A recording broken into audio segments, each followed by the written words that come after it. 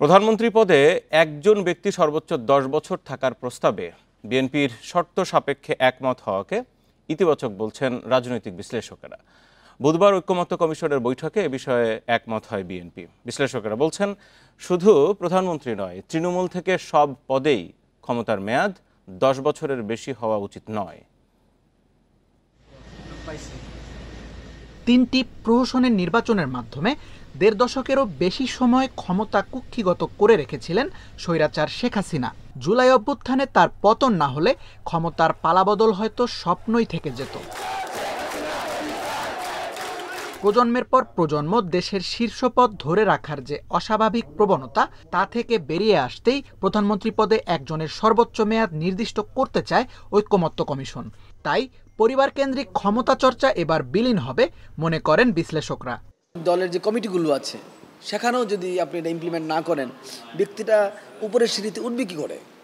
জনপ্রতিনিধিদের সকল স্তরে, এমনকি ইউনিয়ন পরিষদের মেম্বার থেকে শুরু করে প্রেসিডেন্ট পর্যন্ত সকল স্তরে ১০ বছরের বেশি কেউ ক্ষমতায় থাকতে পারবে না। এ প্রস্তাবে ঐকমত্যে পৌঁছানোকে দলগুলোর উদারতা বলে মনে করেন বিশ্লেষকরা। স্বাধীনতার ৫৪ বছর পর এমন ইতিবাচক সিদ্ধান্তে ফ্যাসিবাদ ফিরে আসার শঙ্কা কেটে যাবে বলে মনে করছেন তারা। বংশ পরম্পরায় বছর পর বছর, যুগের পর যুগ ধরে একজনই রাষ্ট্র ক্ষমতায় থাকতেন বা একজনই প্রধানমন্ত্রী হতেন, বা এই যে বিষয়গুলো এখন মানুষ চিন্তা করছেন এবং পলিটিক্যাল পার্টিগুলো তারা তাদের জায়গা থেকে সরে আসছে এবং সরে এসে তারা চিন্তা ভাবনা করছেন যে কিভাবে শেখ হাসিনার মতো একটি ফ্যাসিবাদ সরকার যাতে আর প্রতিষ্ঠিত না হয়। শুধু প্রধানমন্ত্রীর মেয়াদ নয়, সব ইতিবাচক বিষয়েই রাজনৈতিক দলগুলোর ঐকমত্য জনমনে স্বস্তি ফেরাবে প্রত্যাশা বিশ্লেষকদের। Tanvir Ahmed, Independent News, Dhaka. প্রধানমন্ত্রী পদে এক ব্যক্তি ১০ বছরের বেশি থাকবে না, এই প্রস্তাবে একমত বিএনপি সহ সব দল। তবে বিএনপি আলাদা শর্ত দিয়ে বলেছে, সাংবিধানিক কাউন্সিল বা এমন কোনো সংস্থা হলে এই সিদ্ধান্তে একমত থাকবে না তারা। বুধবার ঐক্যমত্য কমিশনের ৬ষ্ঠ দিনের আলোচনায় দলটি আরও বলেছে, এক ব্যক্তি স্বৈরাচার হওয়ায় প্রধানমন্ত্রীর নির্বাহী ক্ষমতা কমানোর মানে নেই। বুধবার জাতীয় ঐক্যমত্য কমিশনের দ্বিতীয় পর্বের বৈঠকের ৬ষ্ঠ দিন আলোচনায় আসে প্রধানমন্ত্রীর মেয়াদ নির্ধারণ, সংবিধান ও রাষ্ট্রের মূলনীতি। অংশ নেয় বিএনপি, জামায়াত, এনসিপি সহ বিভিন্ন রাজনৈতিক দলের প্রতিনিধিরা। বৈঠকে জাতীয় সাংবিধানিক কাউন্সিলের বদলে সাংবিধানিক ও সংবিধিবদ্ধ কমিটির প্রস্তাব এসেছে বলে জানান ঐক্যমত্য কমিশনের সহসভাপতি। বিভিন্ন দলের পক্ষ থেকে যে সমস্ত মতামত দেওয়া হয়েছিল তার ভিত্তিতে জাতীয় ঐক্যমত্য কমিশন এনসিসির প্রস্তাব সংশোধন করেছে, পরিবর্তন করেছে। এনসিসির পরিবর্তে সাংবিধানিক ও সংবিধিবদ্ধ প্রতিষ্ঠানের নিয়োগ কমিটির কথা বলা হয়েছে। এটি এনসিসির পরিবর্তে একটি কাঠামো হিসেবে প্রস্তাব করা হয়েছে। রাষ্ট্র পরিচালনায় এক ব্যক্তির ক্ষমতা বা ফ্যাসিবাদের বিকাশ যেন না হয়, তার জন্য সাংবিধানিক ও সংবিধিবদ্ধ কমিটি গঠনে একমত অধিকাংশ দল। সাংবিধানিক ও সংবিধিবদ্ধ প্রতিষ্ঠানের নিয়োগ কমিটি গঠনের প্রস্তাব দিয়েছেন এবং আজকের এই প্রস্তাবেও বিএনপি সহ কয়েকটা দল বাদে অধিকাংশ দলই এ ব্যাপারে ঐক্যমত পোষণ করেছেন।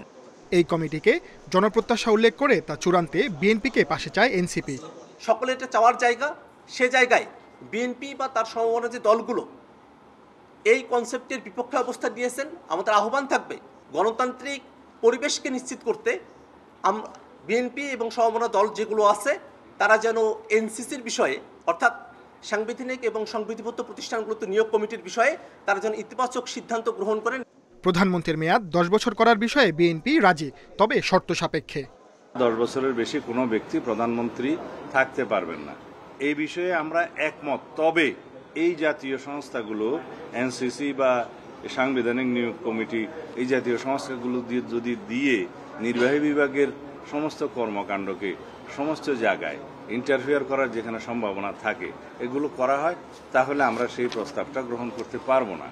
অন্তর্বর্তী সরকারের নেয়া সংস্কার প্রস্তাব চূড়ান্ত করতে রাজনৈতিক দলের সঙ্গে আলোচনা করছে ঐক্যমত্য কমিশন। প্রথম ধাপের আলোচনা শেষ হয় ১৯ May. Sajjad Hossain, Independent News, Dhaka. সমাজে ঘৃণা ছড়ায় এমন অপতথ্য মোকাবিলায় সামাজিক যোগাযোগ মাধ্যম ফেসবুকের মালিক মেটাকে আরও কার্যকর ভূমিকা রাখার আহ্বান জানিয়েছেন প্রধান উপদেষ্টা অধ্যাপক মোহাম্মদ ইউনূস। বুধবার সন্ধ্যায় রাষ্ট্রীয় অতিথি ভবন যমুনায় মেটার এশিয়া প্যাসিফিক অঞ্চলের 2 কর্মকর্তা প্রধান উপদেষ্টার সাথে সাক্ষাৎ করতে গেলে তিনি এ আহ্বান জানান। প্রধান উপদেষ্টা বলেন, বাংলাদেশ ঘন বসতিপূর্ণ, তাই একটি ভুল শব্দ পুরো দেশকে অস্থিতিশীল করতে পারে। এর বিরুদ্ধে লড়াই করার জন্য মেটাকে কার্যকর উপায় খুঁজে বের করতে হবে। এ সময় মেটার কর্মকর্তা সাইমন মিলনার বলেন, মিথ্যা তথ্য প্রতিরোধে তারা অন্তর্বর্তী সরকারের সাথে কাজ করতে প্রস্তুত, বিশেষ করে আসন্ন সাধারণ নির্বাচনের আগে। কয়েকদিন ধরে বিভিন্ন সরকারি সংস্থা এবং মানবাধিকার সংগঠনের সাথে বৈঠক করেছেন বলে জানান তিনি। এছাড়া 5 বছর ধরে বাংলাদেশের জন্য মেটার একটি বিশেষ টিম কাজ করছে বলে উল্লেখ করেন সাইমন। এ সময় তার সাথে ছিলেন মেটার আরেক কর্মকর্তা রুজান সারোয়ার।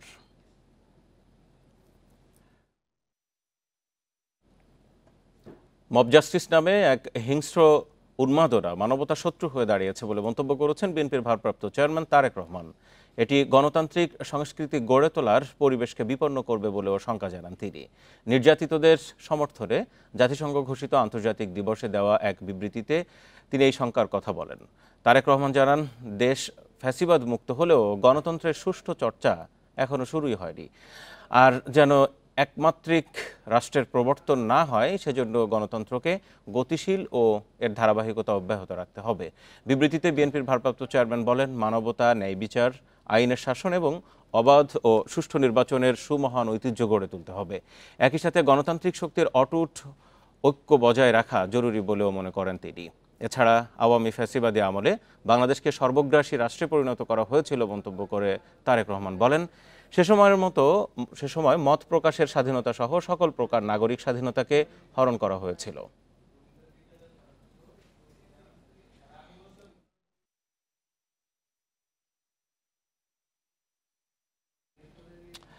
শেখ হাসিনার ফাঁসি চাওয়া আইনজীবীকেই তার পক্ষে দেয় বিতর্কের জেরে বাতিল করা হয়েছে আমিনুল গনি টিটোর নিয়োগ।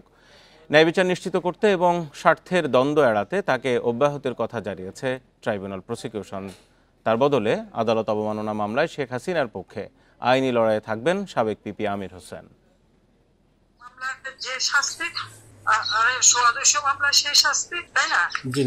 অভ্যুত্থানের মাধ্যমে ক্ষমতাচ্যুত শেখ হাসিনার সঙ্গে গাইবান্ধার আওয়ামী লীগ নেতা শাকিল আলম বুলবুলের ফোনালাপ ফাঁস হয় গত বছর অক্টোবরে। সেখানে সাবেক প্রধানমন্ত্রী বলেন, যেহেতু তার বিরুদ্ধে 227টি হত্যা মামলা হয়েছে, তার মানে 227 জনকে হত্যার লাইসেন্স পেয়ে গেছেন। এই ফোন কলের রেকর্ড তুলে ধরে 2 জনের বিরুদ্ধে আদালত অবমাননার মামলা করে ট্রাইব্যুনালের প্রসিকিউশন। পলাতক শেখ হাসিনা ও বুলবুলের পক্ষে মামলা পরিচালনায় 19 জন সুপ্রিম কোর্টের আইনজীবী আমিনুল গনি টিটোকে নিয়োগ দেয় ট্রাইব্যুনাল। কিন্তু 5 আগস্ট শেখ হাসিনার ফাঁসি চেয়ে তার দেয়া পোস্ট ঘিরে শুরু হয় বিতর্ক। বুধবার ট্রাইব্যুনালে মামলার শুনানি করতে চাইলে তার নৈতিকতা নিয়ে প্রশ্ন তোলে আদালত। ন্যায় বিচারের স্বার্থে শেখ হাসিনার মামলা থেকে তাকে সরে যেতে বলেন ট্রাইব্যুনালের চেয়ারম্যান। ওটি আমার রাজনৈতিক দৃষ্টিভঙ্গি ছিল, আর এটা পেশাগত আমার সততা। আমি একজন আইনজীবী হিসেবে আমার 36 বছরের ক্যারিয়ার কোনো স্পট নেই। আজকের এই পুরো ঘটনার ভেতর দিয়ে আমি খুব বেশি মানে আমাকে বলতেই পারি যে আমি একটু এম্বারাসিং একটা সিচুয়েশনের ভিতরে কিছুটা। পরে এই মামলায় ঢাকার বিশেষ আদালতের সাবেক পিপি আমির হোসেনকে শেখ হাসিনার আইনজীবী নিয়োগ করা হয়। তার বিরুদ্ধে মানবতা বিরোধী অপরাধের মূল মামলায়ও রাষ্ট্রের নিয়োগ করা আইনজীবী তিনি। এই মামলায় স্টেট ডিফেন্স থেকে তাকে প্রত্যাহার করিয়ে অ্যাডভোকেট জনাব আমির হোসেনকে এই মামলায় নতুন করে স্টেট ডিফেন্স হিসেবে এঙ্গেজ করেছে এবং এই মামলায় পরবর্তী প্রসিকিউশন এবং স্টেট ডিফেন্স এবং অ্যামিকাস কিউরি 3 জনের পক্ষ থেকেই পরবর্তী শুনানি। শেখ হাসিনার আদালত অবমাননার মামলায় অ্যামিকাস কিউরি এওয়াই মশিউজ্জামানকে প্রস্তুতির জন্য 1 সপ্তাহ সময় দিয়েছে ট্রাইব্যুনাল। পরবর্তী শুনানি হবে 2রা July. Zahidul Bashar, Independent News, Dhaka. Nurul হুদার পর গ্রেপ্তার হয়েছেন সাবেক প্রধান নির্বাচন কমিশনার কাজী হাবিবুল আউয়াল। বুধবার দুপুরে রাজধানীর মগবাজার থেকে তাকে গ্রেপ্তার করা হয়। পুলিশ জানায়, বারবার জায়গা বদলের কারণে হাবিবুল আউয়ালকে গ্রেপ্তারে বেশ বেগ পেতে হয়েছে। সব প্রক্রিয়া শেষে আজ আদালতে তোলা হবে সাবেক এই সিইসিকে। 2014, 2018 ও 2024 সালের সংসদ নির্বাচনে ব্যাপক কারচুপির অভিযোগ বিএনপি সহ কয়েকটি দলের। গত রোববার শেরেবাংলা নগর থানায় মামলা করে বিএনপি। এতে সাবেক 3 প্রধান নির্বাচন কমিশনার, সাবেক প্রধানমন্ত্রী শেখ হাসিনা সহ 24 জনকে আসামি করা হয়। ওই দিন সন্ধ্যায় গ্রেপ্তার হয় সাবেক সিইসি নুরুল হুদা। গুঞ্জন ওঠে কাজী হাবিবুল আওয়ালকে গ্রেপ্তারেরও। অবশেষে বুধবার দুপুরে রাজধানীর মগবাজার থেকে তাকে গ্রেপ্তার করা হয়। পুলিশ জানায় কয়েকটি জায়গায় অভিযান চালিয়ে তাকে গ্রেপ্তার করা হয়েছে। উক্ত মামলার তিনি 20 নম্বর এজাহারভুক্ত আসামি। তা আমরা তাকে গ্রেপ্তারের জন্য বেশ কয়েকদিন যাবৎ কাজ করি এবং কাজ করার একটা পর্যায়ে আজকে দুপুর 1টার সময় ঢাকা মহানগরীর গোয়েন্দা বিভাগের একটি টিম দুপুর 1টার সময় মগবাজারের একটি বাসা থেকে বাসভবন থেকে তাকে আমরা গ্রেপ্তার করতে সক্ষম হই। প্রাথমিক জিজ্ঞাসাবাদ শেষে আদালতে তোলা হবে সাবেক সিইসি কাজী হাবিবুল আওয়ালকে। রিমান্ডের আবেদনও করতে পারে পুলিশ। আমাদের যে ইনিশিয়াল কিছু ম্যানেজমেন্ট আছে, অর্থাৎ তার মেডিকেল চেক আপ করা, কিছু ডেটাবেস মেনটেন করা এবং তৎপরবর্তী থানার যে তদন্তকারী কর্মকর্তা তিনি আসবেন তার নিকট আমরা হস্তান্তর করব। হস্তান্তরের পরবর্তীতে তাকে বিজ্ঞ আদালতে প্রেরণ করা হবে। 2022 সালে প্রধান নির্বাচন কমিশনারের দায়িত্ব নেন কাজী হাবিবুল আওয়াল। তার অধীনে 2024 সালে অনুষ্ঠিত হয় দ্বাদশ সংসদ নির্বাচন। বন ইবনে কামাল, ইন্ডিপেন্ডেন্ট নিউজ, ঢাকা। জাতীয় নির্বাচনের আগে স্থানীয় সরকার নির্বাচন চায় জামাত ইসলামী। বুধবার দুপুরে রাজধানীর আগারগাঁওয়ের নির্বাচন ভবনে সিইসির সঙ্গে বৈঠকে এই দাবি তুলে ধরেন দলটির প্রতিনিধিরা। বর্তমান নির্বাচন কমিশনের প্রতি আস্থার কথাও জানান তারা। তবে মনোনয়ন বাণিজ্য বন্ধ করতে ইসির কাছে সংখ্যানুপাতিক নির্বাচনের প্রস্তাব দিয়েছেন জামাত নেতারা। বুধবার আগারগাঁয়ে সিইসি এএমএম নাসির উদ্দিনের সাথে বৈঠকে জাতীয় নির্বাচন নিয়ে নিজেদের প্রস্তাবনা তুলে ধরেছে জামায়াত ইসলামী। বৈঠক শেষে বেরিয়ে 3 সদস্যের প্রতিনিধি দলের পক্ষে কথা বলেন দলের সহকারী secretary general doctor Hamidur Rahman Azad. জানান আগামী জাতীয় নির্বাচনের আগেই স্থানীয় সরকারের ভোট চাইছেন তারা।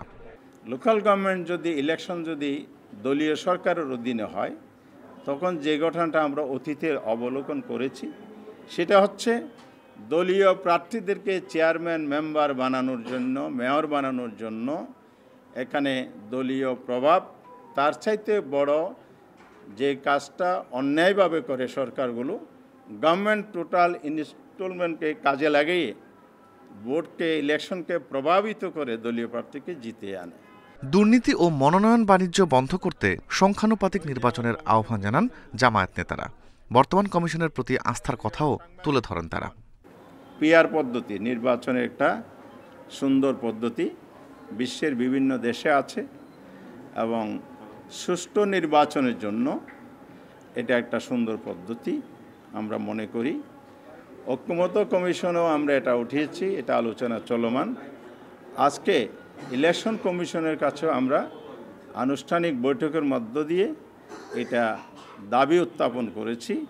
প্রবাসীদের ভোটাধিকার প্রয়োগে প্রয়োজনীয় উদ্যোগ নিতে নির্বাচন কমিশনের প্রতি আহ্বান জানায় জামায়াত ইসলামী। পোস্টাল ভোটার, অনলাইন ভোটার পদ্ধতি যেগুলো আছে এগুলোই আপনারা ভোট গ্রহণের জন্য পদ্ধতি হিসেবে নিতে পারেন। Rifat Alam, independent News, Dhaka. 2025 সালের উচ্চ মাধ্যমিক ও সমমানের পরীক্ষা শুরু আজ সকাল 10টায়। বাংলা প্রথম পত্র পরীক্ষার মধ্য দিয়ে শুরু হবে লিখিত পরীক্ষা, যা চলবে 10 আগস্ট পর্যন্ত। এবছর সারা দেশে মোট 12,51,111 জন পরীক্ষার্থী এইচএসসি ও সমমানের পরীক্ষায় অংশ নিচ্ছেন। এর মধ্যে সাধারণ 9টি শিক্ষা বোর্ডের অধীনে পরীক্ষার্থী প্রায় 10,55,000 আর মাদ্রাসা বোর্ডের অধীনে আলিম পরীক্ষার্থী 86,000-এর কিছু বেশি এবং কারিগরি শিক্ষা বোর্ডের অধীনে রয়েছে 1,09,000-এরও বেশি পরীক্ষার্থী। এবার মোট 2,797টি কেন্দ্রে অনুষ্ঠিত হবে এইচএসসি পরীক্ষা। 2024 সালের তুলনায় এবছর পরীক্ষার্থী কমেছে 81,882 জন। করোনা ঝুঁকি এড়াতে কেন্দ্রে ঢোকার সময় পরীক্ষার্থী সহ সংশ্লিষ্ট সবার মাস্ক পরা বাধ্যতামূলক এবং হ্যান্ড স্যানিটাইজার ব্যবহারের নির্দেশনা দিয়েছে শিক্ষা বোর্ড।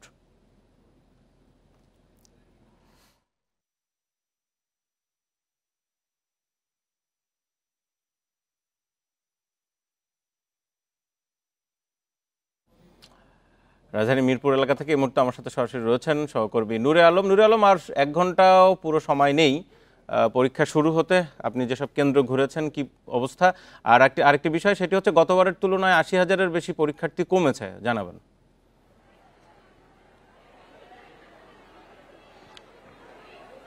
আমি এখন রয়েছি ভাসানটেক সরকারি কলেজে।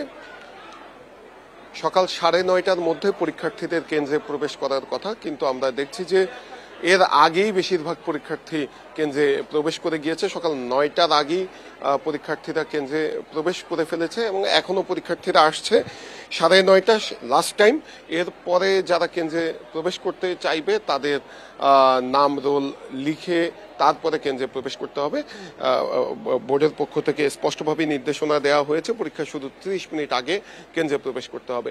সেই সঙ্গে আমরা বিগত বোর্ড পরীক্ষাগুলোর আগে যেমনটা দেখি যে পরীক্ষা শুরুর আগেই প্রশ্নপত্র ফাঁসের এক ধরনের গুজব ছড়ায় বেশ কিছু চক্র, কিন্তু এবার সেটি আমরা দেখছি না। বোর্ডের পক্ষ থেকে বলা হয়েছে তারা আগে থেকেই এই বিষয়টি নিয়ে সতর্ক রয়েছে এবং সতর্ক থাকার ফলে তারা কঠোর নজরদারি করছে সামাজিক যোগাযোগ মাধ্যম সহ অন্যান্য মাধ্যমে এবং প্রশ্ন ফাঁস ঠেকাতে যত ধরনের ব্যবস্থা নেওয়া যায় তার ব্যবস্থাই নেওয়া হয়েছে বলে বোর্ডের পক্ষ থেকে আমাদেরকে জানানো হয়েছে। আর করোনার কারণে আমাদের শিক্ষাসূচি অনেকটাই এলোমেলো হয়ে গিয়েছে। 2020 সালের পর থেকে এইচএসসি পরীক্ষা নির্দিষ্ট সময়ে শুরু হতে পারছে না। এর আগে স্বাভাবিক শিক্ষাসূচি অনুযায়ী এসএসসি পরীক্ষা হয় ফেব্রুয়ারি মাসে এবং এইচএসসি পরীক্ষা হয় এপ্রিল মাসে।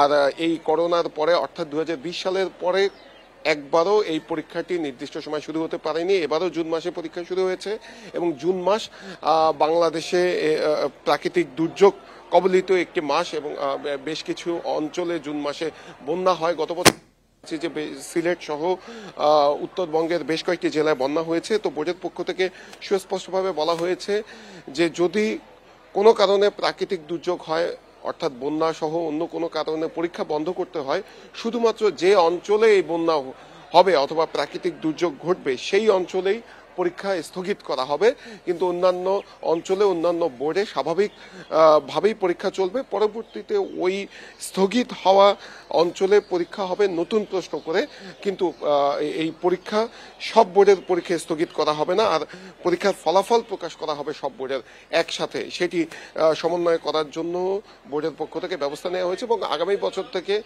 সর্বোচ্চ চেষ্টা করা হবে নির্দিষ্ট সময়ে পরীক্ষা শুরু করার জন্য এবং সেই লক্ষ্যে বোর্ড কাজ করছে বলে বোর্ডের চেয়ারম্যান আমাকে জানিয়েছেন। আর আমি যে কেন্দ্রে রয়েছে সেই কেন্দ্র পরিদর্শনে শিক্ষা উপদেষ্টা 10:45 আসার কথা এবং এরপরে তিনি এই আজকের পরীক্ষা এবং সার্বিক পরিস্থিতি নিয়ে তিনি সংবাদ সম্মেলন করবে পরীক্ষার কেন্দ্র পরিদর্শনের পরে। এর আগে আমি কয়েকটি কেন্দ্রে গিয়েছি।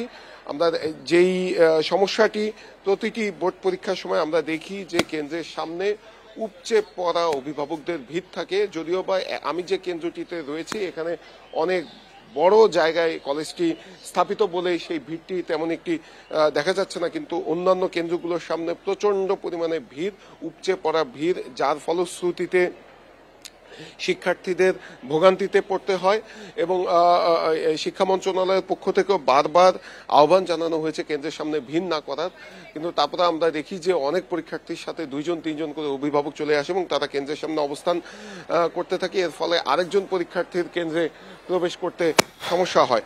আর আইন শৃঙ্খলা পরিস্থিতি নিয়ে যদি বলি, প্রত্যেকটি কেন্দ্রের সামনে পর্যাপ্ত আইন শৃঙ্খলা রক্ষাকারী বাহিনীর সদস্যরা নিয়োজিত রয়েছেন, পুলিশ অবস্থান করছেন এবং ট্রাফিক কন্ট্রোলের জন্য আমরা দেখছি যে সেনাবাহিনীও রাস্তার মোড়ে মোড়ে অবস্থান করছেন যাতে পরীক্ষার্থীরা নির্বিঘ্নে পরীক্ষার কেন্দ্রে যেতে পারে এবং কোনো পরীক্ষার্থী যাতে কেন্দ্রে আসতে কোনো ধরনের সমস্যা না পড়ে। এজন্য আমরা দেখছি যে পুলিশের পক্ষ থেকেও ইমার্জেন্সি ব্যবস্থা রাখা হয়েছে।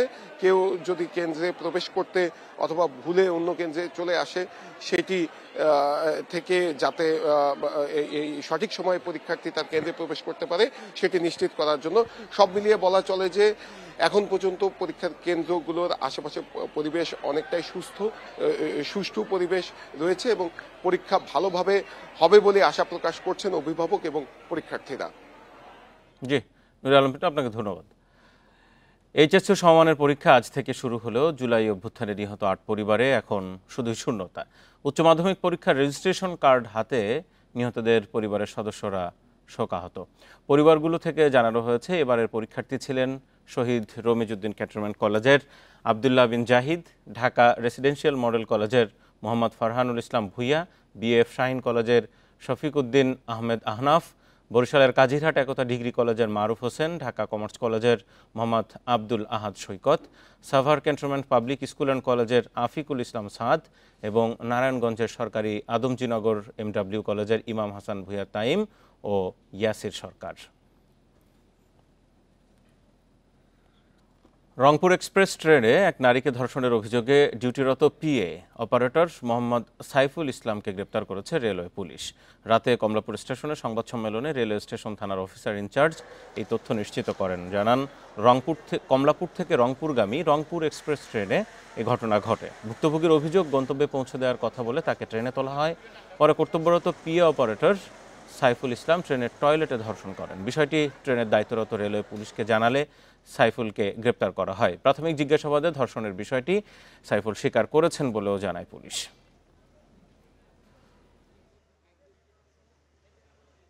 সান্তাহারের আগে ট্রেনটি আর দাঁড়ায়নি, তো সান্তাহার গিয়ে এরা আবার পঞ্চগড় ট্রেনের মাধ্যমে আমাদের এখানে এসে এজাহার দায়ের করেছে। আমরা আইনানুগ ব্যবস্থা গ্রহণ করতেছি। যিনি আসামি সে ওই রংপুর এক্সপ্রেস ট্রেনের পিএ সিস্টেমের অপারেটর।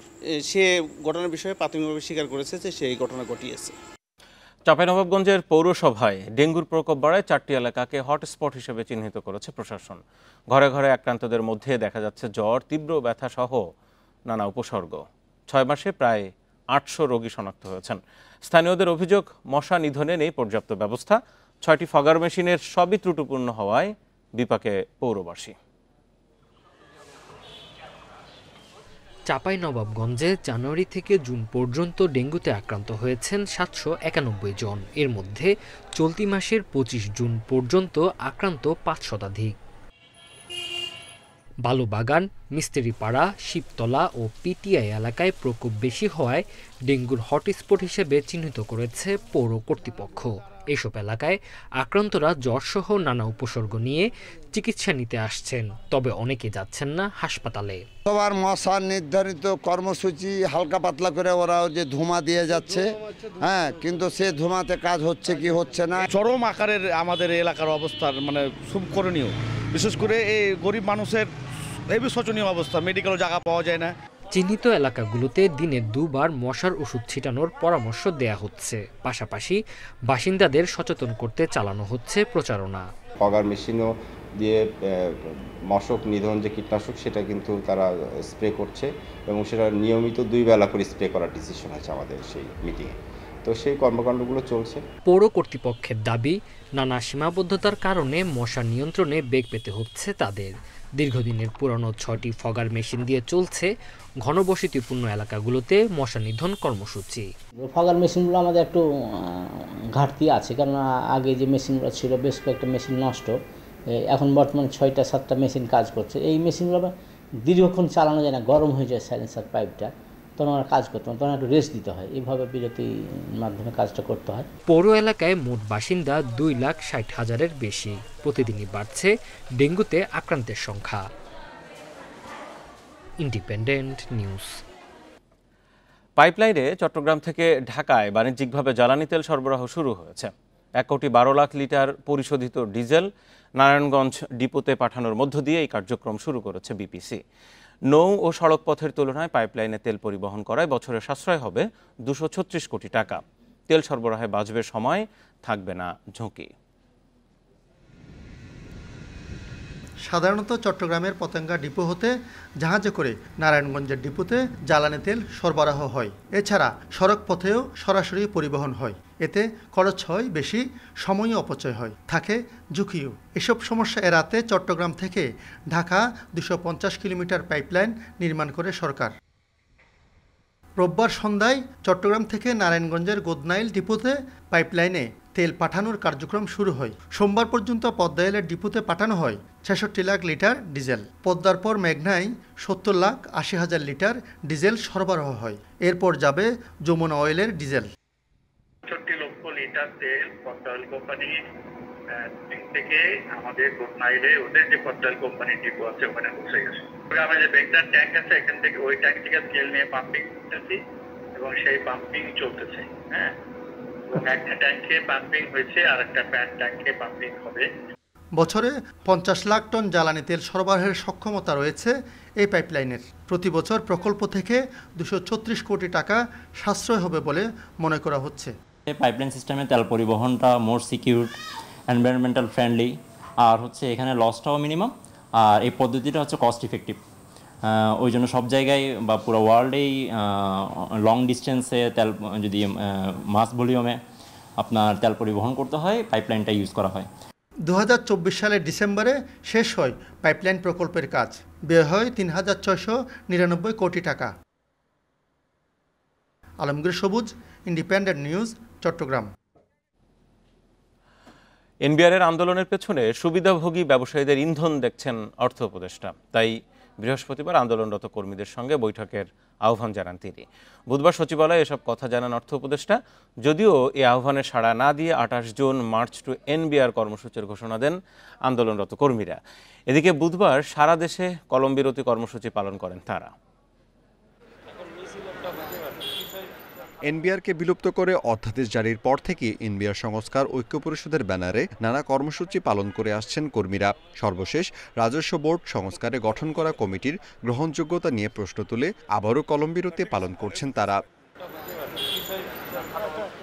সংকট নিরসনে বৃহস্পতিবার আন্দোলনরত কর্মীদের সঙ্গে বৈঠকের আহ্বান জানিয়েছিলেন অর্থ উপদেষ্টা। যদিও বুধবার তারা তৃতীয় দিনের মতো কলমবিরতি পালন করে এনবিআর কর্মীরা। পরে সংবাদ সম্মেলনে তারা জানান অর্থ উপদেষ্টার সঙ্গে আলোচনায় অংশ নেবেন না কর্মীরা। 28 জুন সারা দেশের কর, কাস্টমস ও ভ্যাট বিভাগের সব দপ্তর থেকে এনবিআর অভিমুখে মার্চ টু এনবিআর কর্মসূচির ঘোষণাও দেন তারা। আগামীকাল অর্থ উপদেষ্টা মহোদয়ের সাথে সভার প্রস্তুতি গ্রহণ করার লক্ষ্যে আজ সকাল 10টায় একটি সভা আহ্বান করা হয়েছে। তবে নোটিশটি এনবিআর সংস্কার ঐক্য পরিষদকে পাঠানো হয়নি। ধরে নেওয়া যায় একদিন আগের তারিখ দিয়ে জারিকৃত এই সভার নোটিশটি একটি আইওয়াশ ছাড়া আর কিছুই নয়। এদিকে সচিবালয়ে অর্থ উপদেষ্টা বলেন এনবিআর সংস্কার প্রক্রিয়াকে বাধাগ্রস্ত করতে কর্মচারীদের চলমান আন্দোলনের পেছনে ব্যবসায়ীদের ইন্ধন কাজ করছে। কর্মস্থলে অনুপস্থিতির ফলে সারা দেশের ব্যবসা বাণিজ্য, আমদানি রপ্তানিতে প্রভাব পড়ছে বলে জানান তিনি। এটা তো আপনার আমার ব্যাপার না, পুরা দেশের আপনার ব্যবসা বাণিজ্য, শুধু রাজস্ব ছাড়াও তো ব্যবসা বাণিজ্য, পোর্ট, ল্যান্ড পোর্ট, আইসিটি, এগুলো তো সব ব্যবসা বাণিজ্যের রিলেটেড, পার্সোনাল তো আছেই। অতএব আমি আশা করি ওটা কালকে, আমি বলছি এমন কোনো সমস্যা নাই পৃথিবীতে যে সমস্যার সমাধান করা যাবে। বৃহস্পতিবার দুপুর 12টা থেকে বিকাল 5টা পর্যন্ত আন্তর্জাতিক যাত্রী সেবা ও রপ্তানি ছাড়া এনবিআরের সব দপ্তরে অবস্থান কর্মসূচি ও কলমবিরতি পালন করবে কর্মীরা। Amirul Islam, independent News, Dhaka. পুঁজিবাজারে ভালো কোম্পানি আনতে বিএসইসি, বাংলাদেশ ব্যাংক ও অর্থ মন্ত্রণালয়ের সমন্বয়ে আলাদা টাস্ক ফোর্স গঠন করা হবে বলে জানিয়েছেন বিএসইসি চেয়ারম্যান খন্দকার রাশেদ মাকসুদ। বুধবার রাজধানীর একটি হোটেলে পুঁজিবাজার নিয়ে এক অনুষ্ঠানে এই কথা বলেন তিনি। এ সময় পুঁজিবাজারে আস্থা ফেরাতে প্রয়োজনীয় সংস্কার কাজ চলছে বলে জানান প্রধান উপদেষ্টার বিশেষ সহকারী ডক্টর আনিসুজ্জামান চৌধুরী। দেশের পুঁজিবাজারের বর্তমান চিত্র ও করণীয় নিয়ে এই অনুষ্ঠানের আয়োজন করে ডিএসই ব্রোকার্স অ্যাসোসিয়েশন। এতে পুঁজিবাজারের উন্নয়নে নিজেদের মতামত তুলে ধরেন সংশ্লিষ্টরা। যদি ব্যালেন্স শিটটা দেখতে পারতেন তাহলে সেই শেয়ারের ভ্যালু এরকম থাকার কথা না। তালিকাভুক্ত কোম্পানির প্রতিনিধিরা বলেন বাজারে ভালো প্রতিষ্ঠান আনতে সরকারকেই আদর্শ পরিবেশ তৈরি করতে হবে, যাতে বিনিয়োগকারীরা ক্ষতিগ্রস্ত না হয়। সারা জীবনের সঞ্চয়, চাকরি বাকরি করে পেনশন নিয়ে এসে ওই টাকাটা দিয়ে তাদের সংসার চলে, তখন মনে করছে পুঁজিবাজারে কিছু বিনিয়োগ করলে হয়তো, এবং অনেকে একদম সর্বশান্ত হয়ে গেছে। তো এটা আমাদের কারোই কাম্য নয়। পুঁজিবাজারে সঠিক পরিবেশ আনতে অন্তর্বর্তী সরকার নানা উদ্যোগ নিলেও কিছু কর্মকর্তার অসহযোগিতায় সুফল মিলছে না বলে অভিযোগ করেন আইসিবি চেয়ারম্যান। অসাধু কর্মকর্তাদের সরিয়ে দেওয়ার তাগিদ দেন তিনি। আর যে সচিব এই কথা ওই কথা এক্সকিউজ দেখাবে তাকে সরাই দেন, কাজটা হবে। Ask them, will you do this? অথবা we'll put you somewhere else. ও কাজটা হবে। এ সময় পুঁজিবাজারের টেকসই উন্নয়নের জন্য আলাদা টাস্কফোর্স গঠন করা হচ্ছে বলে জানান বিএসইসি চেয়ারম্যান। আর বাজারের জন্য প্রয়োজনীয় সংস্কার চলবে বলে আশ্বাস দেন প্রধান উপদেষ্টার বিশেষ সহকারী। এই সপ্তাহে বা নেক্সট সপ্তাহে দেখবেন যে আমরা একটা জয়েন্ট টাস্ক ফোর্স করছি এফআইডি কে সহ নিয়ে কি ফ্রেমওয়ার্কগুলো তৈরি করা যায়, যে বড় কোম্পানি, দেশি বড় কোম্পানিগুলো কিভাবে আসলে মানি মার্কেট থেকে ক্যাপিটাল মার্কেট মুখী করা যায়। বাংলাদেশে যেটা হচ্ছে এখন সেটা একটা সেক্টরের রিফর্ম না, H and every institution and sector এর রিফর্ম করতে হচ্ছে। এটাকে আমরা বলি সিস্টেমিক রিফর্ম। পুঁজিবাজারকে গতিশীল করতে বন্ড মার্কেট শক্তিশালী করার পরামর্শ দেন বিশেষজ্ঞরা।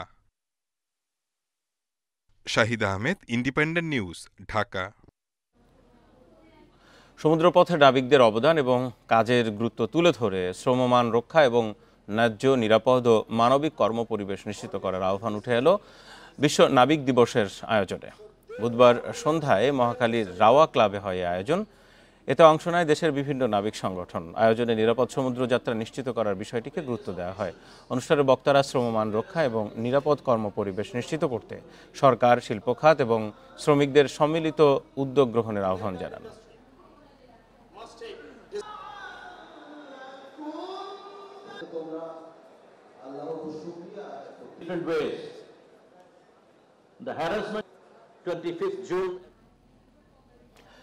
ক্ষতিকর গুল্ম পার্থেনিয়াম নিধনে মাঠে নেমেছে যশোরের প্রশাসন। পাশাপাশি মানুষ, প্রাণী ও ফসল উৎপাদনে পার্থেনিয়ামের ক্ষতির বিষয়ে প্রচারণায় নেমেছে স্থানীয় একটি স্বেচ্ছাসেবী সংগঠনও। ক্ষতিকর এই উদ্ভিদ চেনার উপায় ও নির্মূলের পদ্ধতি জানাচ্ছেন তারা। তাদেরকে সহায়তা করছে কৃষি ও প্রাণী সম্পদ বিভাগ ও জেলা প্রশাসন। যশোরের বিভিন্ন এলাকায় ছড়িয়ে পড়ছে ক্ষতিকর পার্থেনিয়াম গাছ। ফুল ফোটার সময় গাছটি মানুষ ও গবাদি পশুর জন্য ক্ষতিকর হয়ে ওঠে। এছাড়া পার্থেনিয়ামের কারণে কমে জমির উর্বরতা। দেখতে অনেকটা ধনিয়া ও চন্দ্রমল্লিকা গাছের মতো এই গুল্মজাতীয় উদ্ভিদের ক্ষতির বিষয়ে ধারণা নেই বেশিরভাগ মানুষের। সম্প্রতি ইন্ডিপেন্ডেন্ট টেলিভিশনে পার্থেনিয়ামের ক্ষতিকর দিক নিয়ে প্রতিবেদন প্রচারের পর গাছটি নির্মূলের উদ্যোগ নিয়েছে প্রশাসন ও সচেতন নাগরিকরা। জনসচেতনতা বাড়াতে কাজ শুরু করেছে ইয়াহান সামাজিক সংঘ নামে একটি স্বেচ্ছাসেবী সংগঠন। আমরা মানুষের মাঝে একটা সচেতনতা তৈরি করতে চাই। এই সচেতনতার মাধ্যমেই আমরা এই বিষাক্ত আগাছাকে নির্মূল করতে চাই। সামাজিক সংগঠনের থেকে চাই যে সমস্ত মানুষ এটা জানুক এবং তার নিজ নিজ এলাকায় পার্থেনিয়াম নির্মূল কাজ করুক। কৃষি ও প্রাণী সম্পদ বিভাগ বলছে, গাছটির ক্ষতিকর দিক সম্পর্কে কৃষকদের জানানো হচ্ছে। উদ্ভিদটি নির্মূলে সবার সমন্বিত উদ্যোগে জোর কর্মকর্তাদের। সবার একটা সমন্বিত প্রয়াস এখানে দরকার। সমন্বিতভাবে আমরা যদি কাজ করি তাহলে আমার মনে হয় এটা আমরা যেটা চাচ্ছি আর কি, এটা নিধন করতে বা বংশ বিস্তার রোধ করতে সেটা সম্ভব। কাজ প্রোগ্রাম শুরু করলাম। এভাবে প্রত্যেক ব্লকে যেখানে আমরা পার্থেনিয়াম দেখব সেখানে কৃষকদের সম্পৃক্ত করে সেটা ধ্বংস করার জন্য আমরা ব্যবস্থা নিব।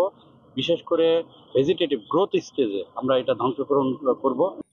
বেশিরভাগ ক্ষেত্রে পতিত জমিতেই পার্থেনিয়াম হচ্ছে জানিয়ে গাছটি নির্মূলে সব ধরনের সহযোগিতার আশ্বাস জেলা প্রশাসনের। যেখানে পতিত জমি পড়ে আছে, চাষাবাদ হচ্ছে না বা অন্য কিছু হচ্ছে না, সেখানে কিন্তু এই গাছগুলো হচ্ছে।